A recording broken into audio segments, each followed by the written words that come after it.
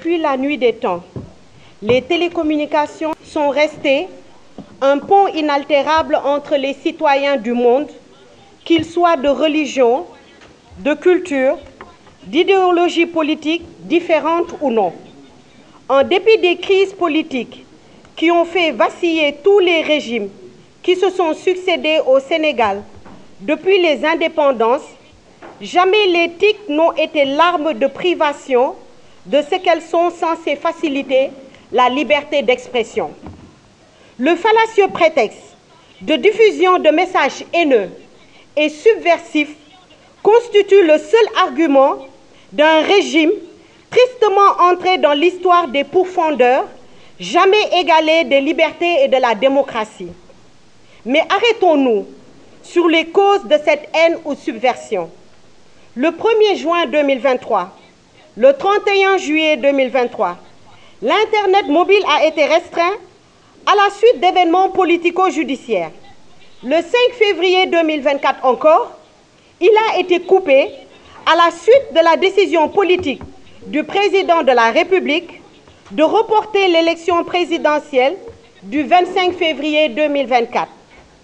Cette décision, qui a suscité l'émoi des Sénégalais et de la communauté internationale, est aujourd'hui, Monsieur le ministre, la source des messages haineux et subversifs dans un contexte de trouble à l'ordre public. Conséquence du non-respect du calendrier républicain. Le seul courage que nous attendons de lui est d'arrêter de laisser apparaître que vous prenez la connexion Internet via les données mobiles comme une console de jeu. Les coupures d'Internet sont une violation des droits de l'homme, une violation des droits de se réunir en ligne, une violation de la liberté d'expression, une violation du droit à l'information, une violation des droits économiques. Du 2 juin 2023 au 13 février 2024, le ministre Moussa Bocar Thiam a opéré 13 jours de coupure d'Internet mobile, soit en moyenne l'équivalent d'une journée et demie de coupure d'Internet tous les mois, depuis juin 2023. Considéré autrement aussi, c'est un demi-mois de coupure d'Internet mobile. Les pertes économiques sont colossales pour les opérateurs de télécommunications. 3 milliards de francs CFA, sans compter les préjudices socio-économiques des millions de clients et de la population sénégalaise. Sur le mobile money, 12 millions de Sénégalais vivront des perturbations pour des transferts d'argent, paiement de factures, paiement des recharges Sénélec, utiliser les GAP. Sur le télétravail, les travailleurs qui restent chez eux pour éviter les foyers de tension lors des manifestations sont aussi pénalisés et leurs employeurs avec. Sur le téléenseignement, sans l'Internet mobile, il est impossible d'avoir un téléenseignement acceptable. Sur la santé, coordination des urgences, arrêt de certains équipements électroniques. Sur l'économie générale, ce sont tous les secteurs d'activité confondus qui sont impactés.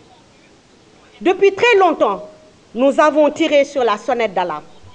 Maintenant, nous avons décidé de passer à une autre vitesse. C'est pourquoi notre collectif vous a convié à cette conférence pour vous exposer les conséquences désastreuses des coupures d'Internet sur l'économie et sur les populations, marquer notre solidarité aux populations sénégalaises qui réclament un droit, leur droit à la communication, leur droit à l'information, leurs droits économiques, leur droit à la liberté d'expression. Décidons à partir d'aujourd'hui de lancer des actions de protestation pacifiques pour le moment, axées sur 2 moyens de lutte: le port de brassard rouge, les journées de débrayage ou de présence négative sur l'ensemble de nos entreprises concernées. Nous appelons l'État à rétablir la connexion via les données mobiles et à mettre fin aux coupures intempestives de ce service. Nous sommes déterminés à mener ce combat avec détermination jusqu'au bout. Unis, nous vaincrons.